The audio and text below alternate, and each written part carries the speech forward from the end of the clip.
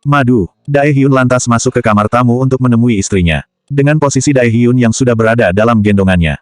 Kenapa kalian cepat sekali? Ujar Suyin sembari mengerutkan keningnya. Namun jika melihat raut wajah Dae Hyun, Suyin menduga jika sudah terjadi sesuatu yang buruk. Bersyukur dirinya tidak ikut makan berakhir mereka. Sebaiknya kita pulang saja, ujar Dae Hyun sembari mengemasi pakaian Suyin yang kotor ke dalam paper bag. Apa yang terjadi? Bukankah kau bilang akan menginap? Ujar Suyin sembari menurunkan kakinya ke lantai. Tidak usah, lebih baik kita pulang saja. Dae Hyun menghampiri Suyin lalu mengusap rambutnya. Yeon-ho, maukah kau pulang bersama kami? Kau tidak perlu merasa takut lagi, bujuk Dae Hyun sembari duduk berjongkok di depan putranya. Dae Hyun merasa sangat marah mengetahui jika Airi memang tidak berubah dari dahulu hingga sekarang. Ternyata Airi hanya bersikap manis pada Yeon-ho hanya di depan dirinya saja.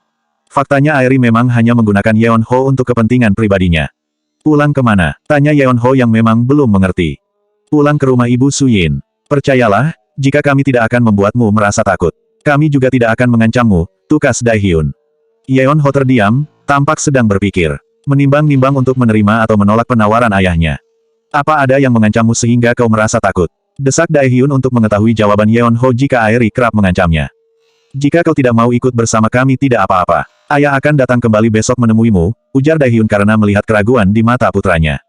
Aku ikut ayah saja, ujar Jo Yeon-ho. Dae Hyun tersenyum merasa lega karena akhirnya berhasil membujuk Jo Yeon-ho untuk ikut bersamanya. Meski begitu Dae Hyun juga tidak ingin menjelekkan Airi di depannya. Bagaimanapun juga Airi adalah ibu yang sudah melahirkannya. Kalau begitu kita ke kamarmu untuk mengambil beberapa potong pakaian, ajak Dae Hyun yang sudah berdiri dan menggendong Jo Yeon-ho. Brak, baru saja Dae Hyun hendak melangkah keluar, ternyata pintu sudah didorong terlebih dahulu oleh Airi dengan keras.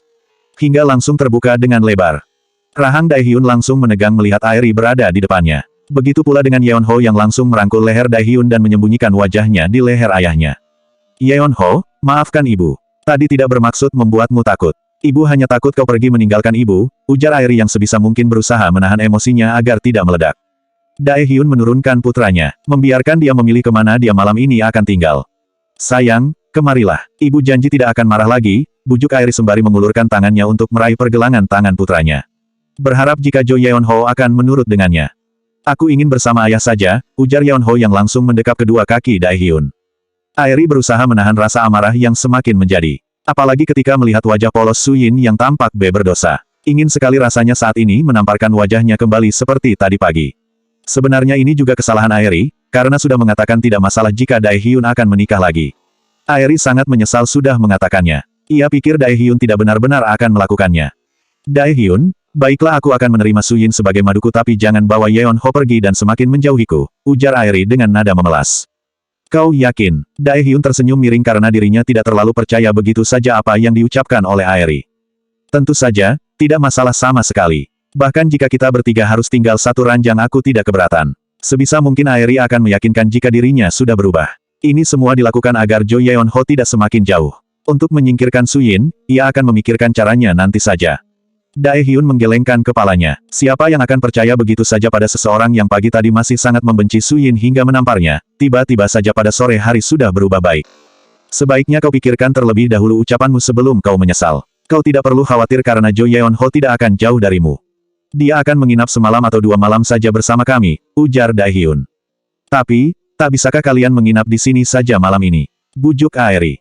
Suyin, seharusnya kau tidak masalah menginap di rumah ini, lanjut Airi seraya memandang Suyin dengan tatapan hangat. Sepertinya lain kali saja karena aku juga besok harus pergi kuliah, sahut Suyin hanya sekedar alasan. Ia tahu jika itu semua hanyalah sekedar basa-basi. Dirinya tidak akan termakan omongan Airi begitu saja. Bukankah tubuhmu masih sakit? Seharusnya kau bisa libur untuk istirahat terlebih dahulu di rumah. Tidak usah terlalu bekerja keras, bujuk Airi. Tidak bisa, sahut Suyin. Airi hanya bisa menghela nafas panjang karena sepertinya mereka tidak bisa dibujuk. Kebetulan sekali Eng Hee lewat sehingga Dae Hyun memintanya untuk membawakan beberapa potong pakaian untuk Jo Yeon-ho. Park Ji-hun melarang istrinya ketika hendak ikut campur masalah Dae Hyun dan istrinya. Mereka tetap berada di ruang makan bersama Kim Soo-hyun, yang perasaannya kini sangat rumit. Dae Hyun menggenggam tangan Suyin kemudian menuju ruang makan untuk berpamitan kepada keluarganya. Dia seorang pria dewasa yang masih memiliki sopan santun kepada orang tuanya. Sehingga tidak mungkin pergi tanpa berpamitan terlebih dahulu. Pelan-pelan Dae Hyun menuntun Suyin, meskipun istrinya sudah mengatakan jika dirinya baik-baik saja. Sedangkan Jo Yeon-ho berjalan di sebelahnya. Kami pamit pulang terlebih dahulu. Semoga kalian tidak keberatan aku membawa Yeon Ho untuk sementara waktu, ujar Daehyun. Su Yin hanya menundukkan kepalanya. Tidak berani jika harus memandang dua orang yang mungkin sampai sekarang masih membencinya. Park menghela nafas panjang, karena dirinya juga tidak ada kewenangan untuk melarang Yeon Ho pergi bersamaan ayahnya. Pergilah tapi jangan terlalu lama karena kami akan merindukannya, ujar Park, seandainya tadi Su Yin tidak berbuat baik mungkin tidak akan mengizinkan Yeon Ho bersama mereka. Tidak akan lama, mungkin besok atau lusa akan membawanya pulang, tukas Daehyun. Semua orang memandang punggung mereka ketika Daehyun bersama Su Yin perlahan meninggalkan rumah.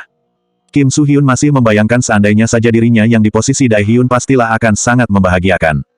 Airi hanya bisa mengepalkan tangannya karena saat ini tidak bisa berbuat apa-apa untuk mempertahankan Jo Yeon Ho. Bab 442 Impian Terbesar. Villa Pyeongchangdong. Ketika mereka sampai di villa, Jo Yeon Ho sudah tertidur pulas. Sebelum pulang Daehyun sudah mengajak anak dan istrinya untuk mampir makan di restoran. Daehyun lalu membaringkan tubuh Yeon Ho di atas ranjang. Ini adalah impian terbesar dalam hidupnya, ingin membuat mereka seperti keluarga seutuhnya. Hidup bersama Su Yin dan Jo Yeon Ho akhirnya berwujud meski mungkin hanya untuk beberapa hari terlebih dahulu. Sayang, sekarang kau tidurlah bersama Yeon Ho, ujar Daehyun kepada Su Yin yang masih duduk di tepi ranjang. Aku baru saja bangun, sehingga sekarang belum mengantuk, tolak Su Yin. Gara-gara obat yang diberikan dokter Kang Siang tadi membuat Su Yin tertidur sangat pulas hingga sore hari.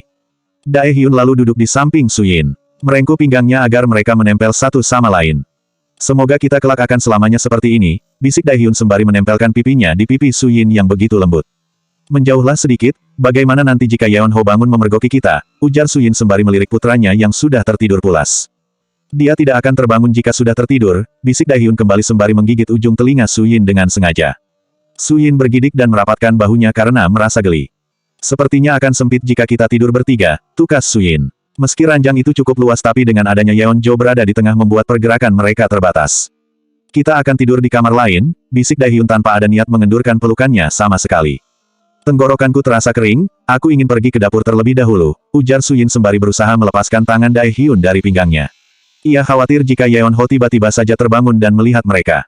Belum pantas anak seusianya mengetahui hal itu.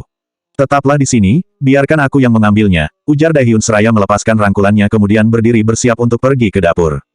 Su Yin segera menutupi tubuh Yeon Ho dengan selimut tebal, lalu mengulurkan tangannya untuk mengusap puncak kepalanya. Terima kasih, Yeon Ho. Sudah menerimaku kembali seperti dulu, ucap Su Yin lirih dengan perasaan terenyuh. Tak dapat dipungkiri jika dirinya saat ini merasa sangat bahagia. Su Yin mematikan lampu agar tidak terlalu silau sebelum memutuskan untuk menyusul suaminya ke dapur. Punggungnya sudah tidak terasa sakit lagi. Berada di dalam kamar terus membuatnya merasa bosan. Lagi pula sekarang belum ada pukul 10 malam. Masih terlalu cepat untuk tidur. Sayang, kenapa kau turun? Bukankah sudah kubilang aku akan membawakan minum untukmu ke kamar? Daehyun sudah membawa nampan yang berisi gelas di tangannya. Aku belum mengantuk. Ingin menonton terlebih dahulu sebentar. Sudah lama sepertinya aku tidak ada waktu menonton film. Su Yin mengambil gelas yang ada di tangan Daehyun. Lalu membawanya menuju sofa lalu meneguknya hingga habis. Daehyun mengikuti langkah Su Yin lalu duduk di sebelahnya. Tidurlah, jika kau sudah mengantuk. Aku akan menonton film sendirian saja, ujar Su Yin seraya menoleh ke arah suaminya. Ia tahu jika Daehyun pasti lelah dengan apa yang terjadi hari ini. Tidak, aku akan tetap bersamamu di sini. Daehyun segera beranjak untuk mematikan lampu hingga hanya tersisa cahaya remang-remang. Sebelum Daehyun membawa Su Yin ke villa, pria itu sudah menyiapkan segala film yang mungkin akan ditonton bisa Su Yin. Namun setelah sekian lama, barulah kali ini Su Yin mau menontonnya.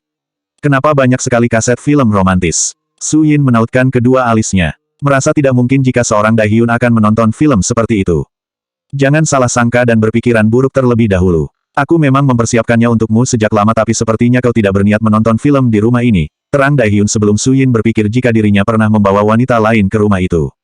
Su Yin adalah wanita pertama yang dibawa masuk ke villa oleh Daehyun selain Bibi Xia. Kenapa kau tidak mengatakannya? Padahal aku sangat suka sekali menonton, ujar Su Yin. Jika dirinya tahu begitu banyak kaset maka akan menonton jika sedang bosan. Kau bahkan tidak menanyakannya padaku, balas Daehyun datar. Su Yin memilah-milah untuk menemukan film yang menurutnya bagus. Ini juga waktu yang tepat untuk menghabiskan waktu luang bersama Daehyun. Selama Daehyun bekerja di hotel mereka jarang sekali ada waktu bersama untuk bersantai. Akhirnya Su Yin ingin sekali menonton film romantis barat yang memang sudah sangat melegenda. Bahkan penjuru dunia pasti sudah tahu film ini. Sebuah film yang bercerita tentang kisah cinta Jack dan Rose yang berjudul Titanic. Su Yin sudah beberapa kali menonton film itu tapi tidak merasa bosan sama sekali. Su Yin duduk di ujung sofa sedangkan Daehyun juga duduk di ujung yang lain. Film mulai diputar, Su Yin sangat fokus menatap layar televisi yang besar hingga tidak menyadari jika Daehyun sudah berada di sampingnya.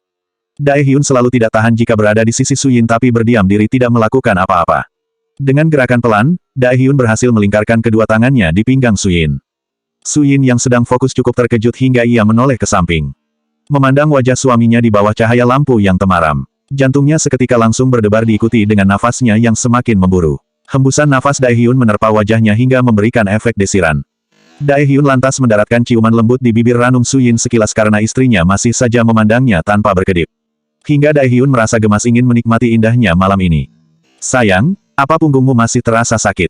Bisik Daehyun setelah melepaskan ciumannya. Ia takut jika sampai nanti melewati batas.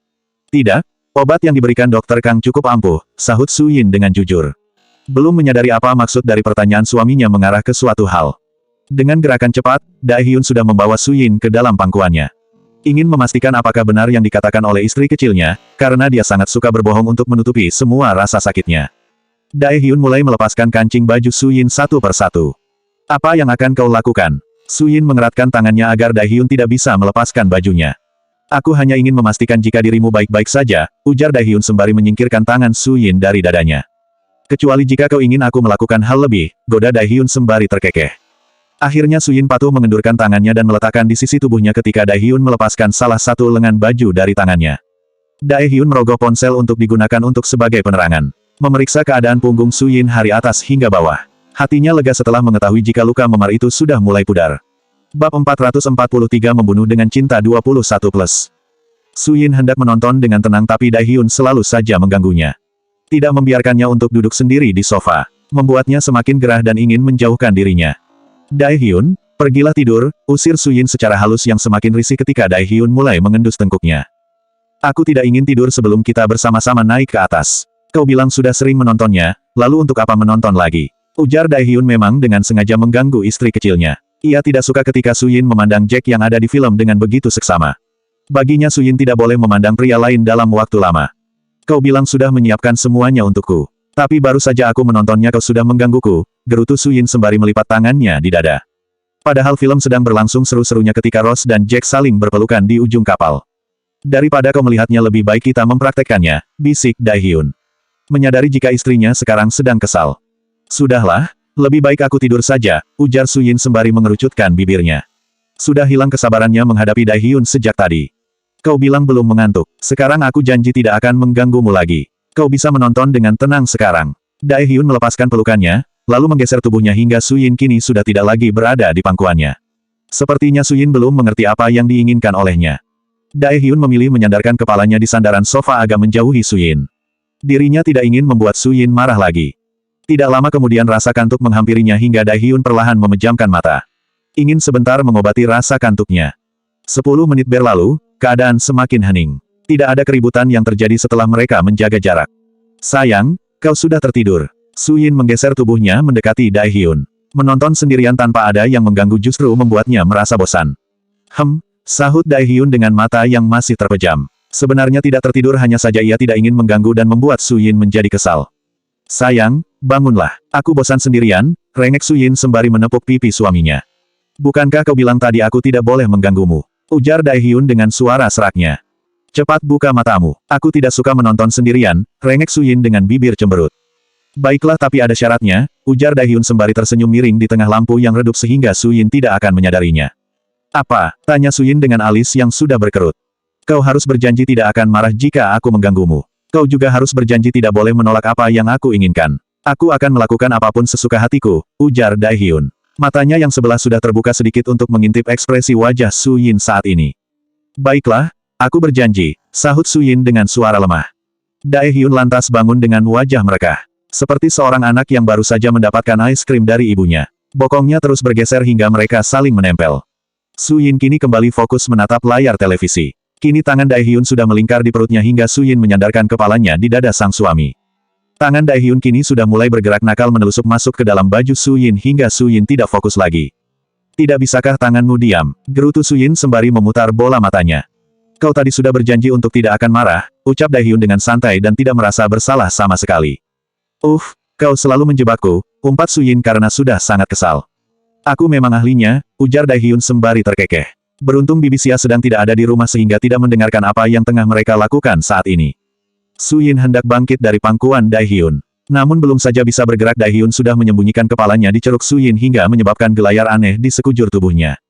Kau mau kemana? Bisik Daehyun di telinga Su Yin kemudian mengecup leher sang istri sebagai tanda kepemilikan. Daehyun, hentikan. Aku besok harus pergi kuliah, jangan membuatku mendapatkan masalah lagi, ungkap Su Yin dengan nafas tersengal menahan hasrat yang kian lama tak tertahankan. Besok tidak usah kuliah, bisik Daehyun dengan tangan yang sudah bermain-main pada dua buah benda kenyal yang begitu pas di tangannya. Benda yang selalu ingin dimainkannya. Su Yin melenguh dan mendesah ketika tangan Daehyun semakin lihai memainkan pada daerah sensitif di tubuhnya. Hingga ia menggeliat manja dan menarik rambut Daehyun dengan kuat. Menjambak rambut suaminya untuk menyalurkan hasratnya. Ayo kita buatkan adik untuk Yeon Ho, goda Daehyun di sela-sela membuat Su Yin semakin mabuk kepayang dan menginginkan hal yang lebih lagi. Su Yin masih tersadar dengan ucapan sang suami hingga ia mencubit pinggangnya.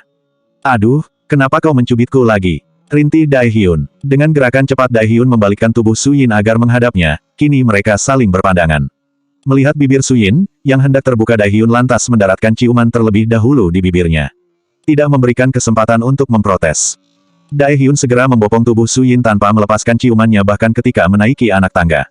Ia baru melepaskan bibir Su Yin ketika melihatnya seperti terengah-engah karena kehabisan nafas.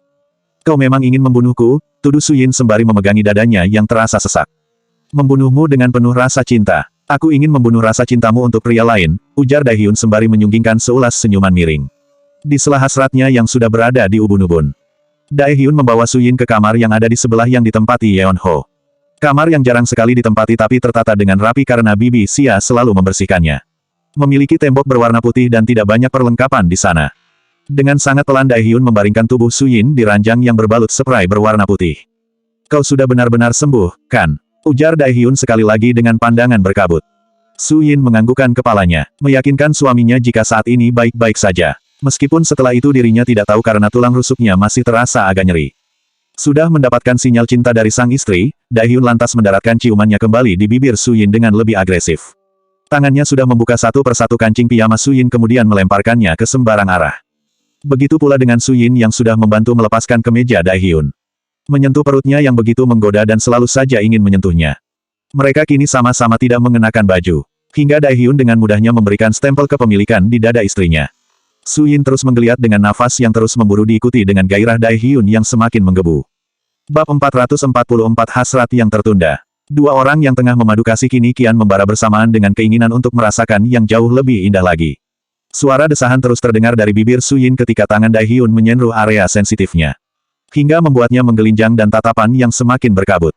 Daehyun tersenyum melihat istri kecilnya yang sejak tadi sudah memanggil namanya. Sayang, aku mencintaimu, bisik Daehyun yang sudah bersiap melepaskan seluruh pakaian yang menempel di tubuhnya. Aku juga mencintaimu, balas Su Yin dengan pandangan yang berkabut menahan gairah asmara. Kini tak ada lagi penghalang yang menutupi tubuhnya. Daehyun semakin tidak tahan sehingga dengan gerakan cepat hampir melepaskan celananya ketika mendengar samar-samar seperti ada seseorang yang memanggilnya. Ayah, ayah, suara itu semakin lama semakin jelas terdengar. Yeon Ho, gumam Su Yin dengan nafas tersengal di sela perasaan yang sudah membara. Ayah, aku takut, suara Jo Yeon Ho sudah semakin keras terdengar. Sayang, Yeon Ho ada di luar, ujar Su Yin dengan keringat yang membasahi tubuhnya.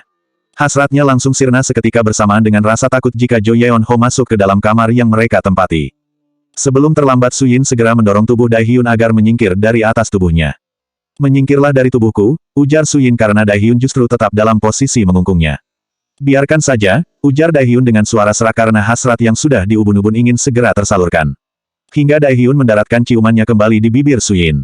Namun Su Yin berhasil menghindar karena pikirannya tidak tenang. Cepatlah keluar, ujar Su Yin berusaha lebih keras mendorong tubuh Daehyun hingga akhirnya berhasil. Dengan gerakan cepat, Su Yin sudah duduk dan memakai piyamanya. Tak ada lagi kesempatan untuk mengenakan pakaian dalamnya lagi. Daehyun sungguh tidak rela ketika Su Yin hendak melangkah pergi. Sayang, jangan pergi, rengek Daehyun sembari menahan pergelangan tangan Su Yin. Kita lanjutkan nanti saja. Ingat ada Jo Yeon Ho di luar yang sedang mencari kita. Su Yin tidak tega jika harus membiarkan Yeon Ho terus mencari mereka. Lagi pula ini pertama kalinya Yeon Ho menginap. Bisa saja ia belum terbiasa dengan suasana kamar yang masih asing.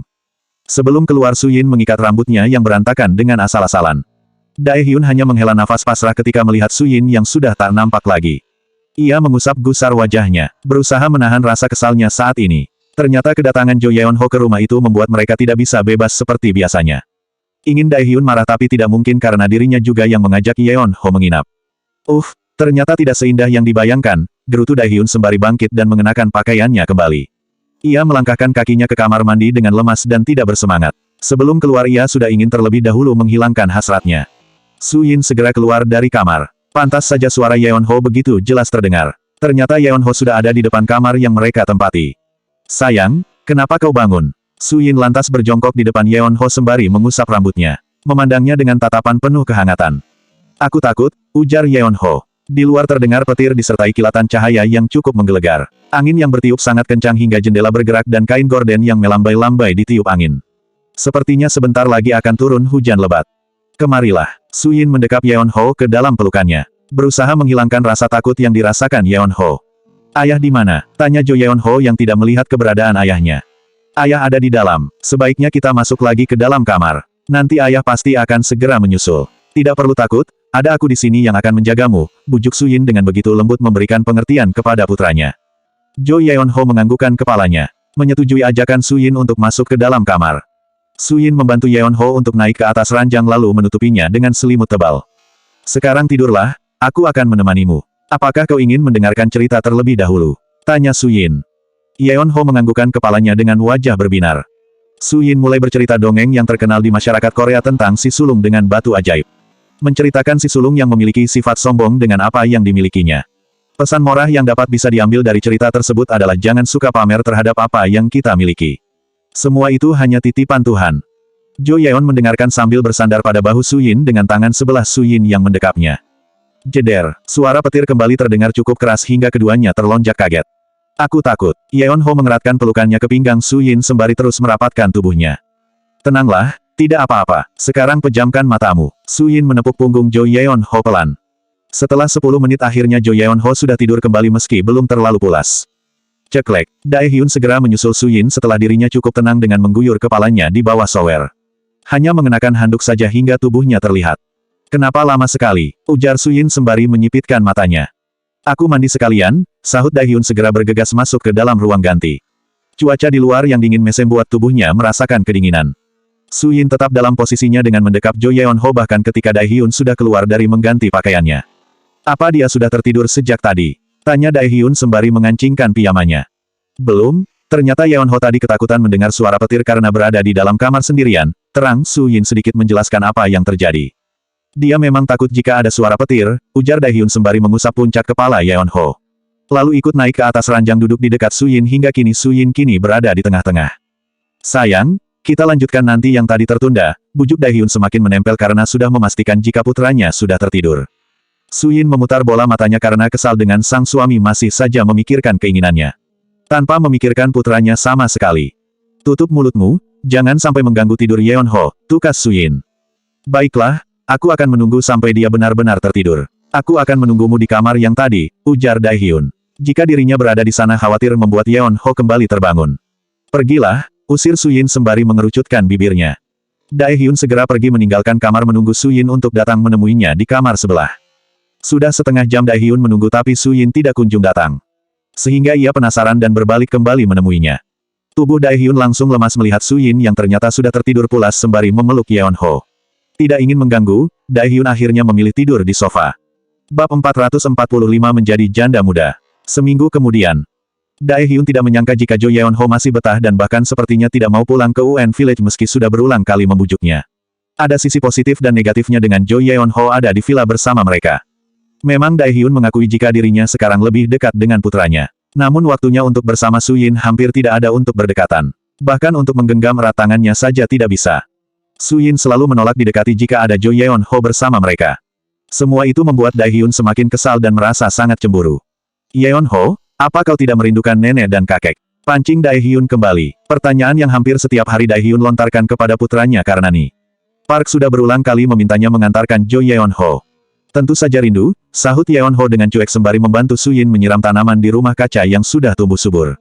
Lalu kenapa kau tidak mau pulang? Ujar Dae-hyun. Dirinya memilih duduk di kursi sembari mengamati anak dan istrinya yang tengah sibuk mengerjakan aktivitasnya masing-masing.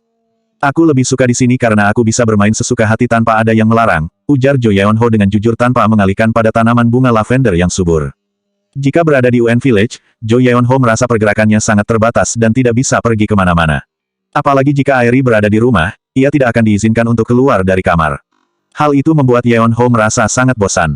Apa kau juga tidak merindukan ibumu? Tanya Dae-hyun sekedar ingin tahu. Ia juga tidak ingin dituduh sebagai seorang ayah yang menjauhkan anak dari ibu kandungnya. Bukankah di sini aku juga bersama ibuku? Ayah bilang aku mempunyai dua ibu dan aku lebih suka bersama ibu Suyin karena tidak pernah memarahiku, sahut Jo Yeon-jo dengan wajah polos dan jujur. Ia memandang wajah Dae-hyun dengan kelopak mata yang bergerak-gerak. Kenapa dia sekarang sulit sekali disuruh pulang?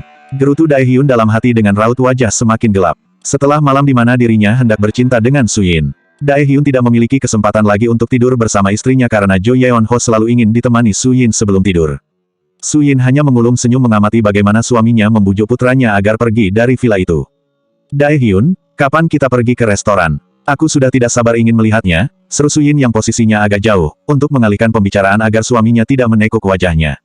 Jika Chang Yuan sudah selesai aku pasti akan mengajakmu. Dae-hyun bangkit dari duduknya lalu menghampiri Suyin yang sedang sibuk memindahkan pot bunga. Sayang, bantu aku agar Jo Yeon-ho pulang ke UN Village, bisik Dae-hyun dengan penuh harap karena Suyin tidak mau membantunya sama sekali. Memangnya kenapa? Dia masih betah di sini jadi biarkan saja, tukas Suyin dengan santai. Ia tidak keberatan sama sekali Yeon-ho tinggal di sana. Bersiaplah mungkin kau akan menjadi janda muda, ujar Dae-hyun sembari memasang wajah masam dan frustasi karena sudah kehabisan akal bagaimana caranya agar Yeon-ho memberikan waktu untuknya bersama Suyin. Apa maksudmu? Suyin menyipitkan matanya karena suaminya tiba-tiba mengatakan hal tidak wajar seperti itu. Jika aku menahan hasratku terlalu lama aku bisa mati, sahut Dae-hyun dengan wajah datar. Kau terlalu berlebihan. Bersabarlah sebentar lagi, cibir Suyin sembari melirik suaminya dengan bibir cemberut. Lebih baik kau pergi keluar agar tidak memikirkan hal-hal yang aneh. Kau juga bisa membantu asisten Chang di restoran, usir Suyin agar Dae-hyun melupakan pikiran mesumnya. Baiklah, jika kau memintaku pergi mungkin besok pagi aku baru akan pulang. Dae-hyun kemudian melangkahkan kakinya keluar dari rumah kaca. Dengan sengaja mengancam istrinya tapi sepertinya Suyin tidak peduli. Padahal Dae-hyun berharap agar Suyin melarangnya pergi. Suyin hanya menggelengkan kepalanya melihat suaminya merajuk tapi enggan untuk memanggilnya. Sudah tidak sepantasnya pria dewasa seperti Dae-hyun merajuk hanya karena hal sepele. Kenapa ayah pergi? Tanya Jo Yeon-ho. Ayahmu ada urusan keluar sebentar. Jika sudah lelah ayo kita kembali ke rumah, ajak Suyin. Atau kau ingin jalan-jalan keluar? Ke supermarket atau ke taman mungkin? Lanjut Suyin. Takut jika Jo Yeon-ho merasa bosan karena mereka seminggu ini selalu berdiam di rumah. Hari ini Jo Yeon-ho libur sekolah sehingga ia bisa bersantai ria. Kemana saja aku mau, sahut Jo Yeon-ho dengan wajah berbinar. Suyin lalu menggandeng tangan Yeon-ho untuk masuk ke dalam rumah. Mereka tidak terlihat seperti ibu dan anak karena jarak umur mereka hanya 12 tahun. Lebih mirip seperti kakak beradik. Bibi Xia sejak tadi mengamati Suyin bersama Yeon-ho dari dapur.